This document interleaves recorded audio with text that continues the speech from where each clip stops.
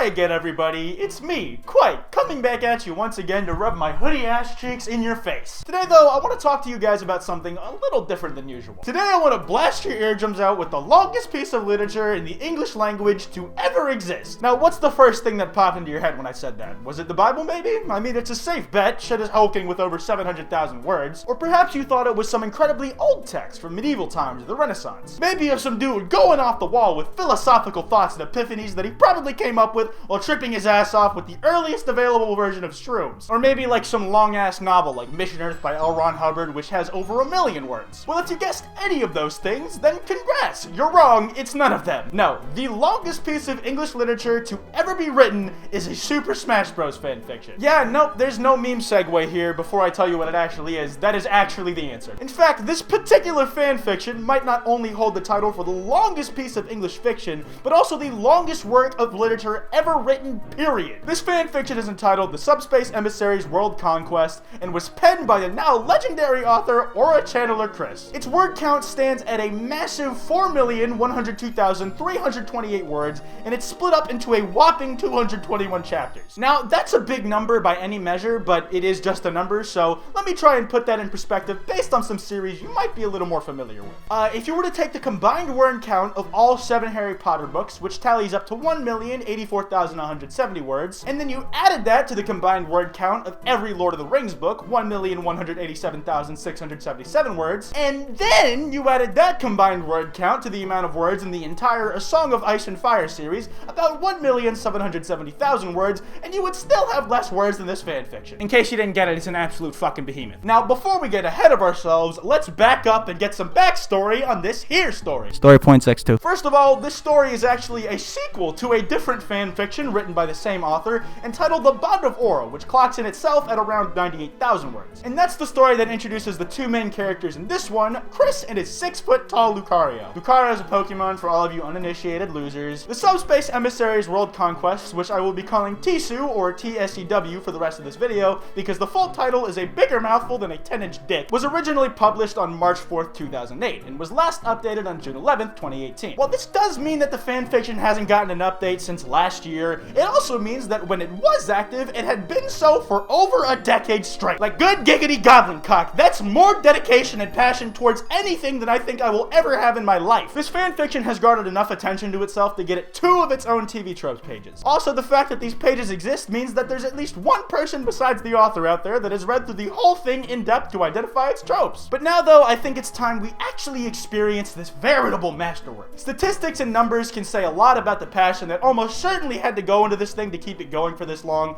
but you won't really know how this piece reads until, well, you actually read it. Now, I don't exactly have the willpower to slog through the estimated 228 hours it would take to read all 4.1 million words of this bitch if I was reading at an average of 300 words per minute, and I definitely won't be able to stuff all that stuff into a video. So instead, I pulled some excerpts from the beginning of TSU, as well as my mate FPS Diesel from Out of His Cage to read some of this with me, because let's face it, my brain would probably look like a shriveled up Cheeto by the end of this if I did it on my own. I mean, it still will, but at least this way I have someone sharing the same fate as me. Anyways, enjoy our suffering for your amusement. Me and Diesel actually read a lot more than this, but there was a lot to cram into this one video, so this is just a small bit. The full video of us reading all the fanfiction is on the second channel, that's linked below. Go and check it out if you want after this video. Hi again, guys. I kidnapped my friend Diesel here today to force him to read fanfiction with me. He's the local expert on this shit, so he was the only one I knew who to talk to.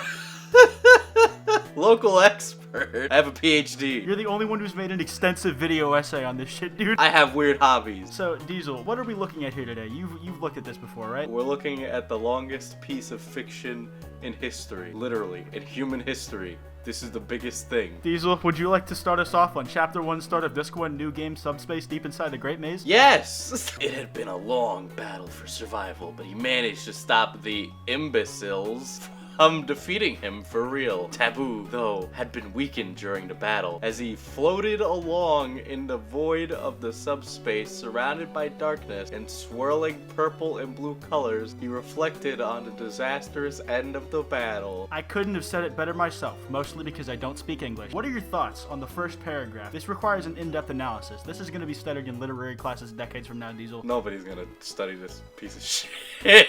Let's see. I don't think the use of the word word imbeciles really fits the rest of that sentence. I don't know, it's just funny saying defeating him for real. Master Hand had shown up right before Taboo could terminate the big group of smashers. As a last-ditch attempt, the omnipotent Hand uses his space-bending powers to recall each one of the smashers to their worlds, back into the past before they participated in the Brawl Tourney and the war against the Subspace Army. He then called Crazy Hand, and both of them escaped from Taboo's clutches, effectually putting a sudden end to the conflict for time being. Ellipses. Ellipses.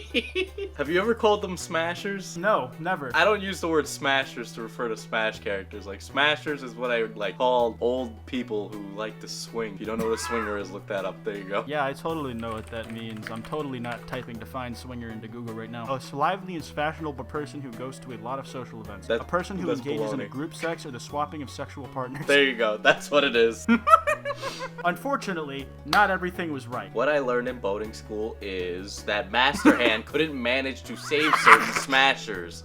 Roy, Pichu, and Mewtwo had been killed by Mrs. Pop. Oh my god, that's why they weren't in Brawl, dude. That's so fucked up. We Makes sense to me. They were killed by Taboo in the ensuing battle. Furthermore, Rob seemingly betrayed them all. Ooh, what a twist. Siding back with Taboo. It became a huger disaster once Mr. Game & Watch had been caught once more. And I think that's where we should stop reading this before our brains turn to mush. We didn't even meet the OC Chris yet. I don't think we'll make it that far, Diesel. I'm gonna be real with you. He's awkward and everyone loves him, okay? Diesel, how did you enjoy your kidnapping experience? Was it fun? I don't like reading, so I do YouTube. Diesel's channel will be in the description. Fuck him. Go subscribe. He makes good shit. He has a long video on FanFiction if you're more interested in this. I don't know why you would be, but he has it. You should. It's great. It is a good video, like deadass. Oy vey, I was right. In fact, I lost so many brain cells during that bit that I forgot what oy vey means. Anyways, let's talk a little bit more about Aura Channeler Chris, the author of Tisu. While his fanfiction.net bio is fucking massive, around 10,000 words on its own, it doesn't actually tell us a whole lot about him, really. It serves as more of a log of what the current abilities of the characters in his story are. Really, the most interesting bit about him I could find from his bio is how he has a particular disdain for Marth X Ike Yaoi fanfiction. Not to worry though, for Aura Channeler Chris did an interview with BuzzFeed back on August 2nd, 2013, in an article entitled Meet the College Junior Behind the Longest Fanfiction Ever by Joseph Bernstein, in which we get all kinds of details on the kind of guy Chris is. At the time of this article's writing, Chris, or Christian, was a 21-year-old college student in Arizona, working towards a degree in computer science and computer maintenance. The age details specifically I find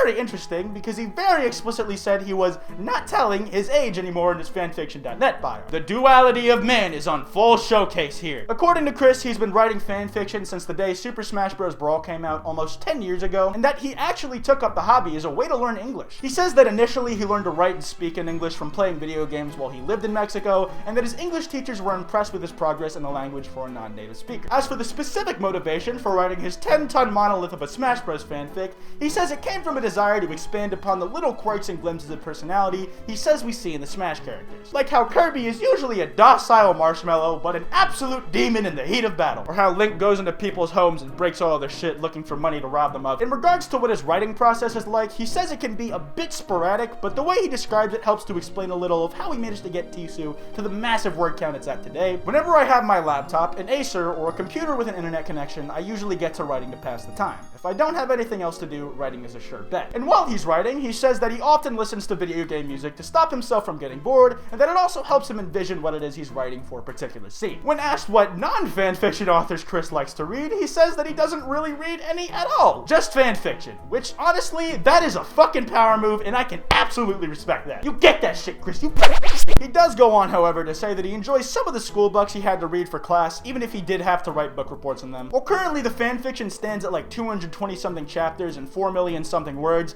Chris says that he had livid nightmares that the story will end at 10 million words, and that just maybe at 400 chapters is when the story might finally come to a close. Though when he said it, even that sounded more like a guess. Other interesting things I learned from this article include, while he would love to someday get his work published, he thinks that something like Tisu would be more suited for anime, and that what he pictures would blow the Pokemon anime out of the water, however unlikely it is that it would get done, and also that the Chrono Trigger art in the story is the favorite one of his that he's written, at least at the posting time of that article. Now, on the whole, I find the tale of Aura Channeler Chris and Tisu to be really interesting because of what it says to me about commitment. Chris was probably in his pre or mid-teens when he started that fanfiction, and by the nature of this specific fanfiction, it kind of shows what age he was when he started it. But even if he had gaps of inactivity during writing this fic, which I'm sure he did, in one form or another, he stuck with doing what he was doing and what might have made him happy for over a decade. interested in. There's a lot I can respect in that. At the end of the day, it seems like this fanfic served as a productive way for Chris to improve his English and himself. I'm guessing he enjoyed the process of making it, so more power to him. And it's just a really interesting case study to look at as a stranger. Anyways, I'm gonna wrap this video up here. If you guys enjoyed, be sure to drop a like, and if you're new, subscribe.